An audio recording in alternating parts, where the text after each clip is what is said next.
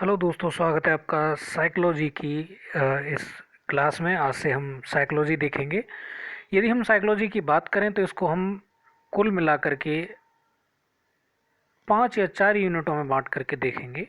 तो जो इसमें पहली यूनिट या पहला पार्ट रहेगा वो रहेगा मनोविज्ञान करके, और उसमें चैप्टर रहेंगे मनोविज्ञान, बाल विकास, अधिगम, चिंतन एवं अभिप्रेरणा और व्यक्तित्व। जो चौथा चैप्टर रहेगा वो व्यक्तित्व, बुद्धि एवं संवेगात्मक बुद्धि करके रहेगा।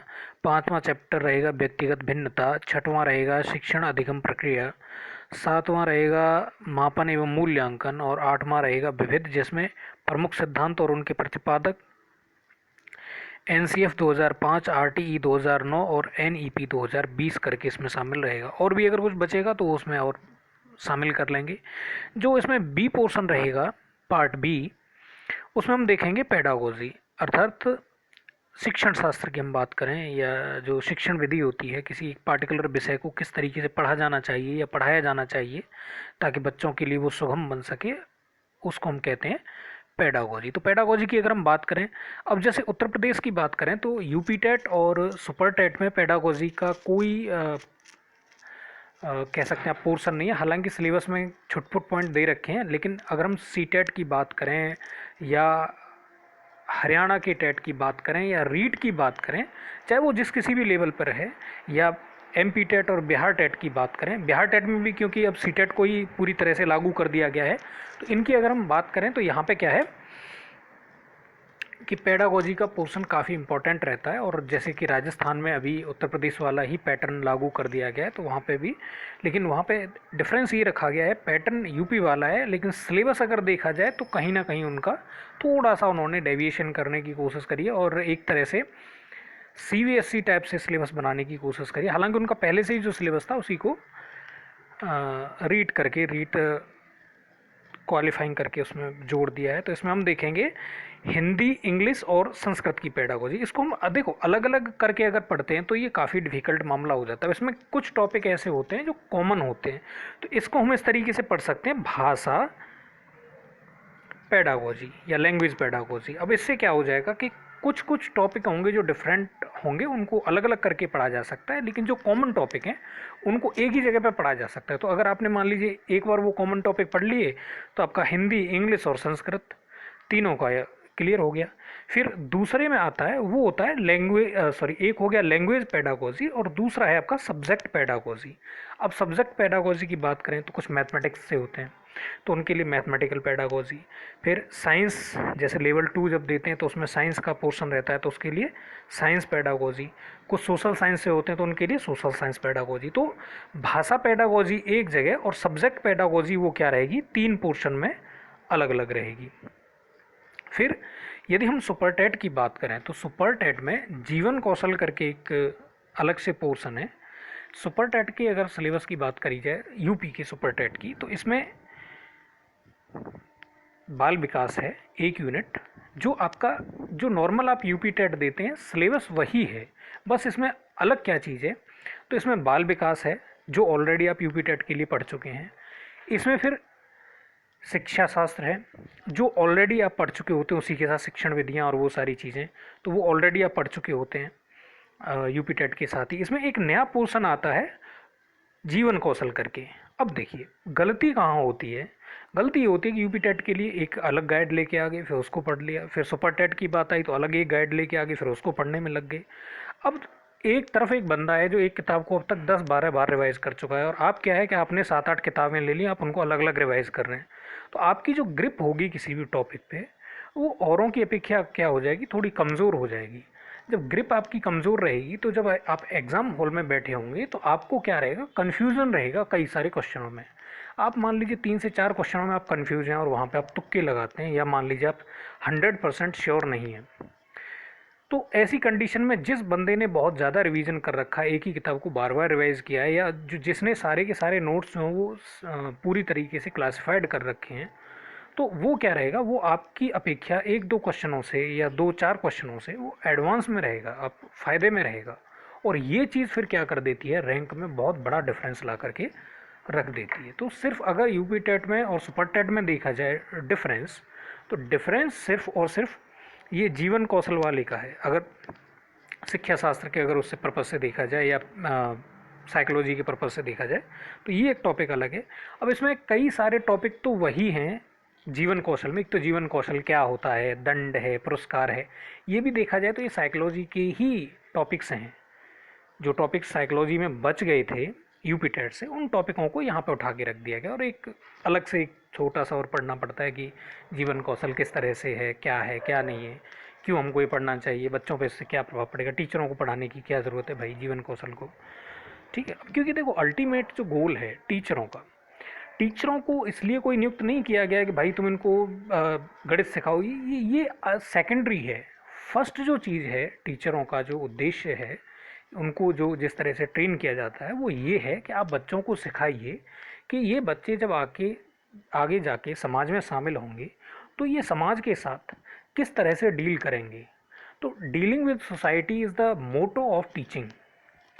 कॉन्सेप्ट रटाना या गिनती पहाड़े याद कराना ये भी एक पोर्शन है, लेकिन ये इतना इम्पोर्टेंट नहीं है जितना ये है कि बच्चे आखिर सोसाइटी में डील कैसे करेंगे, एक दूसरे के साथ वो इंटरेक्शन कैसे करेंगे, ये मेन मोटो है शिक्षा का। तो ये जो मेन मोटो है उसी चीज़ को यहाँ पे क्या है जीवन कौशल में सिखाया गया है कि आखिर कैसा जीवन होना चाहिए। तो एक तरीके से आप इसको मान सकते हैं कि एक तरह से देखा जाए तो एथिक्स का अगर हम साइकोलॉजी के साथ मिलान कर दें तो जो चीज़ बनेगी वही जीवन कौशल है। बेहतरीन से बेहतरीन जो चीज़ें हो सकती हैं, अच्छी से अच्छी जो भी चीज़ें हो सकती हैं, पॉजिटिवनेस के साथ जो भी चीज़ें हो सकती हैं, वो सभी चीज़ें जीवन कौशल का पार्ट होती हैं। जैसे सच बोलना, ईमानदारी, सत्यनिष्ठा है, या चोरी न करना, आस्थे की हम बात करें तो ये सारी की सारी चीज़ें क्या हैं। कोई अगर सहानुभूति है, परानुभूति है, कोई समस्या में है तो उसका समस्या के समय साथ देना, धोखा न देना, ये सारी चीज़ें क्या हैं, ये समाज में अच्छे गुण माने जाते हैं। तो यही सारे के सारे गुण क्या होने चाहिए, एक व्यक्ति में होने चाहिए ताकि वो समाज में अच्छे तरीके से रह सके, घुल मिल सके और उसका जीवन जो वो सुचारू रूप से चल सके। अब देखिए जो अगला पोर्शन आता है वो आता है पर्यावरण अध्ययन का। अब यहाँ पे हम क्या करते हैं कि पर्यावरण अध्ययन के लिए यूपी टेट या सी टेट से रिलेटेड एक हम बुक ले आते हैं अलग से।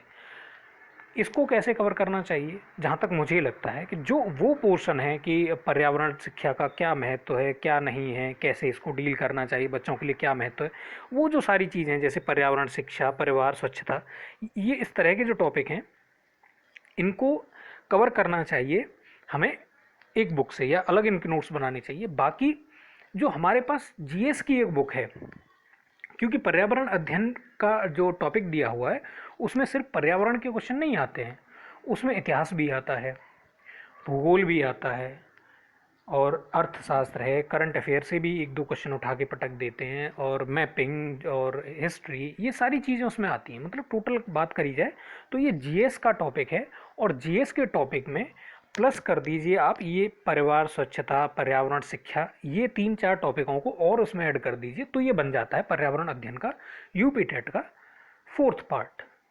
अब अगर इसको आप देखेंगे, अगर आप इसको अलग से बुक लेके पढ़ेंगे तो ये क्या करेगा, प्रॉब्लम क्रिएट करेगा। वजह ये है कि देखिए आपने कोई ना कोई तैयारी तो आप कर रहे होंगे ना भाई, आपने ग्रेजुएशन करी, फिर आपने बीएड करी होगी, या बीटीसी करी होगी, या डीएलएड करी होगी, जो भी किया होगा, 2 साल का एक कोर्स और किया होगा, तो टोटल 5 वर्ष हो गए। तो आप बैठे तो नहीं होंगे, अब कुछ ना कुछ पढ़ रहे होंगे, तो आपने कोई ना कोई जीएस की बुक पढ़ी होगी। अब फिर से आप एक नई जीएस की बुक लें या उसको पर्यावरण अध्ययन के नाम से लें, पढ़ना आपको वही सब है।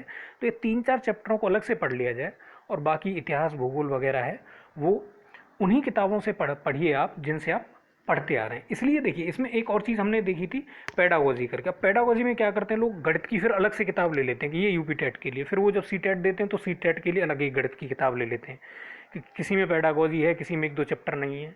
अब इससे क्या होता है, बड़ा कन्फ्यूज़न रहता है, बहुत सारी चीज़ें आपके हाथ से कई बार निकल जाती हैं, और बहुत सारी चीज़ों का आप रिविज़न देख तक नहीं पाते, रिविज़न तो छोड़िए, आपको टॉपिक तक पता नहीं होता है। करिए क्या, एक स्टैंडर्ड बुक लीजिए, उसको पढ़िए, गणित की है, और जो पेडागोजी वाला पोर्शन है उसको आप क्या करिए, एक पार्टिकुलर जगह पे नोट्स बना लीजिए, या इस बुक में से जो हम तैयार करते चलेंगे वीडियो के थ्रू, या जहाँ कहीं से भी आपको मिल जाए, कोई और अच्छी बुक हो तो आप उसमें से फोटो स्टेट करा के अलग रख लीजिए। पेडागोजी वाला पोर्शन, गणित की जो भी आपके पास बुक है आप उसी से कंटिन्यू करिए, क्योंकि वो आपने पढ़ रखी है, आपको उसके सही सही याद होगा। तो जब पेपर हॉल में जब आप बैठे होंगे तो नई बुक में से याद नहीं आता है, जो पुरानी बुकें आपने कई बार पढ़ रखी होती हैं, कई बार उसके एग्जाम्पल्स कर रखे होते हैं, देखिए यूपी टेट सी टेट के जो मैथमेटिक्स के क्वेश्चनों का लेवल होता है वो बहुत ज़्यादा टफ नहीं होता है, पर कई बार ऐसा मामला फंस जाता है कि छोटी छोटी चीज़ें दिमाग में नहीं आती। आप आंख बंद करके जब उसको रिकॉल करने की कोशिश करेंगे तो जो आपने रिवीजन किया होगा, आपके पास पुरानी जो बुक है आपने कई बार जो पढ़ी है वही काम आएगी। तो आप अलग से कोई बुक मत लीजिए। सेम कंडीशन हिंदी और इंग्लिश के लिए भी है। कोई भी स्टैंडर्ड बुक लीजिए, चाहे आप सी टेट दे रहे हैं, यूपी टेट दे रहे हैं, फिर रीट दे रहे हैं, हरियाणा टेट दे रहे हैं, या बिहार में कहीं कोई सुपर टेट दे रहे हैं, या कुछ भी दे रहे हैं आप, टीचिंग रिलेटेड कोई भी एग्ज़ाम है जिनमें ये टॉपिक्स कवर होते हैं, तो उनके लिए कोई एक पार्टिकुलर बुक उठा लीजिए। और फिर ये मत देखिएगा इसका पेडागोजी का पोर्शन अलग से, कि इसका ये पोर्शन अलग से, उसमें तो ये टॉपिक नहीं है।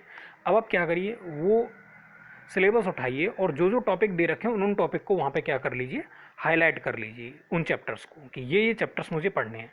एक बार पूरी बुक पढ़िए, फिर उन चैप्टर्स को पढ़ लीजिए। पेडागोजी का पोर्शन आप अलग से पढ़िए।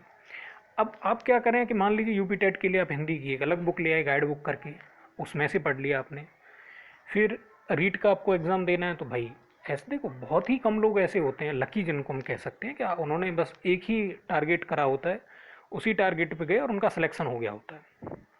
मान लीजिए आप रेलवे की तैयारी कर रहे हैं और आप बैंक के एग्ज़ाम दे रहे हैं, तो ये तो भाई देखो, ये तो बेवकूफ़ी है। लेकिन अगर मान लीजिए आप रेलवे की तैयारी कर रहे हैं, फिर रेलवे में अगर मान लीजिए डिफरेंट डिफरेंट कैटेगरी में अगर एग्ज़ाम्स निकल रहे हैं, या मान लीजिए बैंक की तैयारी कर रहे हैं, फिर आरआरबी का एग्ज़ाम निकला, फिर मान लीजिए आईबीपीएस से एग्ज़ाम निकला, फिर मान लीजिए कि एसबीआई या किसी अदर बैंक का निकला, तो क्या आप उनको नहीं भरेंगे? एक टारगेट नहीं लेंगे ना। सेम कंडीशन टीचिंग के एग्ज़ाम्स अगर आप दे रहे हैं तो कई सारे टीचिंग के एग्ज़ाम्स डालेंगे, मतलब कई सारे टेस्ट आप देंगे, जिनमें दो दो तरह के तो न्यूनतम आप टेस्ट देते ही हैं, एक अपना स्टेट का देते हैं और एक अपना सेंटर का देते हैं। तो ऐसी कंडीशन में क्या करना चाहिए कि कोई स्टैंडर्ड बुक लीजिए उस पार्टिकुलर सब्जेक्ट को पढ़ने के लिए, पेडागोजी अलग से पढ़िए। पेडागोजी के लिए कभी भी गाइड के थ्रू आप जाएंगे तो वो आपके लिए बड़ी प्रॉब्लम क्रिएट करता है। अब यूपी टेट और सी टेट का अगर आप मान लीजिए कि वो उतना ज़्यादा भयंकर नहीं है, हालांकि वो भयंकर भी है क्योंकि बहुत सारे बच्चे फेल भी हो जाते हैं उसमें, पर फिर भी मेरा ऐसा मानना है कि आप इनको अलग से पढ़िए, स्टैंडर्ड बुक से सब्जेक्ट अलग पढ़िए, वो ज़्यादा बेटर रहेगा, वो ज़्यादा कन्वीनियंट है। और आपको जो मेहनत है वो आधी ही करनी पड़ेगी, कम मेहनत में आपको रिजल्ट ज़्यादा, आउटपुट आपको ज़्यादा मिलेगा। ठीक है। और एक ये पोर्शन रहता है, इसमें सॉरी चौथा है आवास और आश्रय, इस तरीके से एक पोर्शन और है। जो इसमें पांचवा जो टॉपिक हम देखें तो ये है आईसीटी करके, ये सुपर टेट का है उत्तर प्रदेश में, और थोड़ा बहुत पोर्शन इसका यूपी टेट में भी आता है, सी टेट में भी आता है, जो जीएस के रूप में आता है। ये पार्ट बेसिकली जीएस का है, लेकिन जब आप सुपर टेट का सिलेबस पढ़ेंगे, और आई थिंक राजस्थान में भी समथिंग इस तरह का ही कुछ होगा, तो जब हम बात करते हैं आईसीटी की, इंफॉर्मेशन एंड कम्युनिकेशन टेक्नोलॉजी की, तो देखो इसमें क्या है, कंप्यूटर, इंटरनेट, संप्रेषण, इस तरह की चीज़ें आती हैं। अब इसके लिए क्या है कि आपने जो कॉमन जीएस की बुक ली हुई है, आप उसी जीएस की बुक के थ्रू जाइए। आईसीटी के लिए आप जैसे कोई एक स्टैंडर्ड बुक, उदाहरण के लिए आप आईसीटी के लिए बुक ले सकते हैं, जैसे लूसेंट में है, कंप्यूटर का थोड़ा सा पोर्शन है, या आप इंटरनेट से कोई भी चीज़ मतलब थोड़ा बहुत पोर्शन आप वहाँ से डाउनलोड कर लीजिए, उससे भी काम बड़े आराम से चल जाएगा। अलग से आप लेंगे तो वहाँ भी आपको यही सब देखना है। इसके लिए आप एक अगर लेना चाहें, या बुक मत लीजिए, आप अपने किसी दोस्त से या कैसे भी करके इंटरनेट से आप इसको, केबीएस मदान करके आती है, तो उसका जो आईसीटी वाला पोर्शन है वो बहुत ही ज़बरदस्त लैंग्वेज में लिखा हुआ है। आप उसके क्या करिए, फोटोस्टेट निकलवा लीजिए। 20-30 या 40 पेज होंगे, वो 40 पेज आप अलग से रख लीजिए। अब इसके लिए क्या है कि आप गाइड के लफड़े में मत पड़िएगा, कि वो जब सब कुछ आपके सामने वो संभाल के ही रख देगा, सब संभाल के रख देगा। अब आप एक गाइड के थ्रू जा रहे हैं, एक बंदा है जो उसने काफ़ी वाइड स्टडी कर रखी है, तो वो कहीं ना कहीं वो आपसे कहीं बेटर कंडीशन में होगा ना, अगर वो घुमा करके अगर थोड़ा सा भी क्वेश्चन देता है। सो आई थिंक सब चीज़ों को अलग अलग करके पढ़िए। बहुत सारी बुक्स ऐसी भी हैं जिनमें आईसीटी वाला पोर्शन है वो जीएस के साथ ही बहुत अच्छी तरीके से कवर कर रखा है, मतलब जो बेसिक कंप्यूटर वाला पोर्शन है।